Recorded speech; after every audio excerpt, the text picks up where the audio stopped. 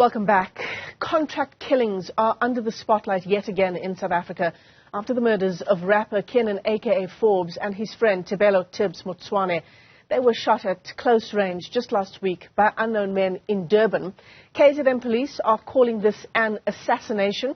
Let's unpack the story around the hitman-for-hire industry in South Africa. We're joined this morning by Dr. Mark Shaw, who's the director of the Global Initiative Against Transnational Organized Crime. Mark, it's great to see you. Thanks very much indeed for coming onto the program.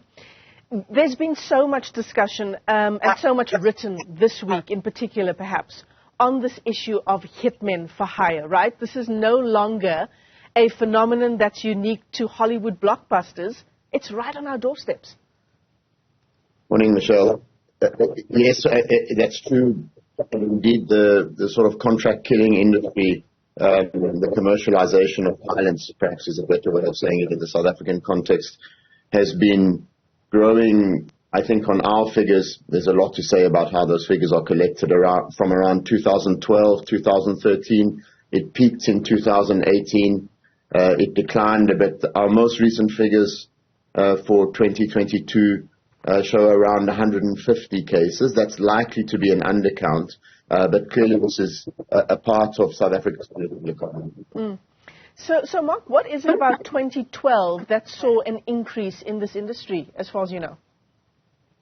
It's a very interesting question, Michelle, and I'm not sure that I or we have all the answers on that. There was a general uptick in violence. There was an increase in violence linked to organized crime or mafia-like activity, so hits in the taxi industry, hits around gangs in the Western Cape and elsewhere in the country, illicit mining-related violence, vigilante-related violence. So we think that the uptick in contract killing, the availability of people able and willing to be paid for such actions, is part of a general growth of what you might term mafia-like activity or more generally organized crime in South Africa. So I think that explains at least some of it, but not all of the challenge that we face. Yeah. I imagine it's such a complicated issue that it would be difficult in a discussion like ours this morning to go into all of the issues that feed into it. But it's fair to say that it's really started to unravel our sense of public safety, wouldn't you say, Mark? There's been a break in our social compact with each other. Michelle, I think you're right. These cases are, although they're in fact a small proportion of the overall murder rate, they generate a great deal of fear. They are targeted at people with sometimes prominent people, so local politicians, sometimes more senior people. Because they are contracted, it's often very difficult. There's a very high sense of impunity. So I think they make people extremely uneasy, and they feed off each other. They are used to regulate the underworld in some ways, and I think it leads to a great deal of unease. They are accompanied by the sort of distribution of hit lists.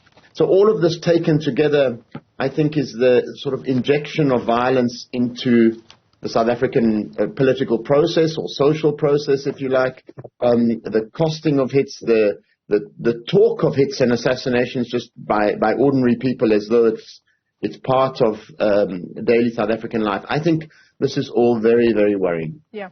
I mean, it's interesting what you said at the start of our discussion around this commercialization of violence in our country. It's unnervingly accessible in our country, this issue of hitmen for hire. Yes, and it's when you trace the roots of it, I think you can, this is not, we should say this is not necessarily a new problem. There have, of course, been contract assassinations over the years in South Africa, and some of them linked to politics in the 1980s, etc. But there was a stronger ideological bent, I would say, to that. I think what's happened is, essentially, as this phrasing, commercialization, the payment to kill somebody, and out of that, there's a supply of people able and willing to do that. Not all of them very practiced, I have to say. I think we need to get away from this idea of sort of James Bond-style killers. But there's a pricing in of these types of activity. and it's a successful practice in many cases because there's impunity. It's easy to do. The people who do the killing might be arrested, but those who pay or plan the killings generally are not. And so it's a cheap and successful way to engage in a business practice, if you like. Yeah. AKA, obviously, probably one of the more high-profile assassination-style hits in the country in recent times. But as you say, it's a hallmark of the taxi industry, of gang retaliation, political killings, killings in the mining industry as well. There's a very interesting article, which I'm sure you've seen by now, Mark, on News 24 that came out this week, around just how easy it is to hire a hitman and how cheap it is, and very importantly, the involvement in hits of this nature, the involvement of police in helping to possibly cover it up. Yes, over the 20-year database that we have, Michelle, there are unfortunately cases where policemen themselves have been part of the contracting process. So generally, the taxi industry is a big driver of hits. The gang industry, as you have said, hostels, a couple of other sources, but there's certainly also a linkage to police. I think that's part of the criminalization or corruption around some of policing, the overlay between police and the taxi industry, police and the gang economy, and that's a way to make extra money and with a degree of practice. So that's also of great concern. Mark, who are these hitmen? And I suppose linked to that question is, how much does the economy play into the availability of people who perhaps are without a job? They're looking for a way to make easy money on the one hand, and on the other hand, people who are in the industry for some time, and they found this to be quite a lucrative way of earning money.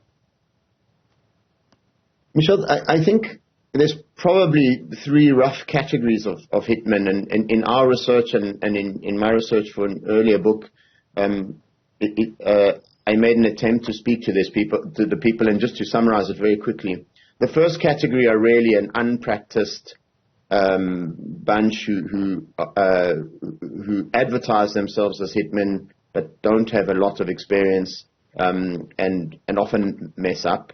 The second category, this is the category I think most common, are people with a relative degree of practice. They're from the taxi industry, the gang economy. They've got, they've done 5, 10 hits.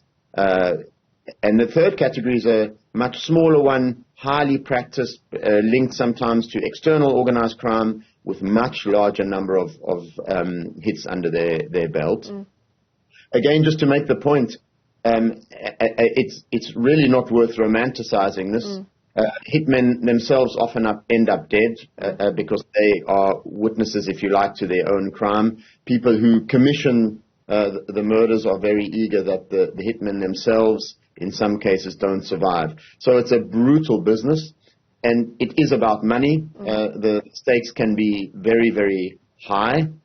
So essentially you graduate up the system to be able to do more expensive hits, which are priced on the profile of the target and the difficulty of carrying it out. Yeah, I'm glad you raised that issue around really steering clear of glamorizing something like this. It is a bloody profession, and even in the questions I've been asking you this morning, we don't want to give people any pointers insofar as murder for hire is concerned. Mark, have you seen that very disturbing video, the CCTV footage of AKA's murder? I did, yes. What stands out for you there? And I'm asking this question keeping in mind that we are trying to be very sensitive to his family as they prepare to lay him to rest as well. So there's much to say around it. I would say that it followed, in my view, a kind of common process of relatively practiced people. I think that's about as much as I want to say. I myself have questions whether the media should distribute such images. I recognize there's a great deal of interest in the case. So I think that would be my comment for the moment. Mark Shaw, let me thank you for your time this morning. Dr. Mark Shaw is the director of the Global Initiative Against Transnational Organized Crime. He's also the author of the book Hitman-for-Hire, Exposing South Africa's Underworld. Mark, thanks very much indeed for joining us this morning.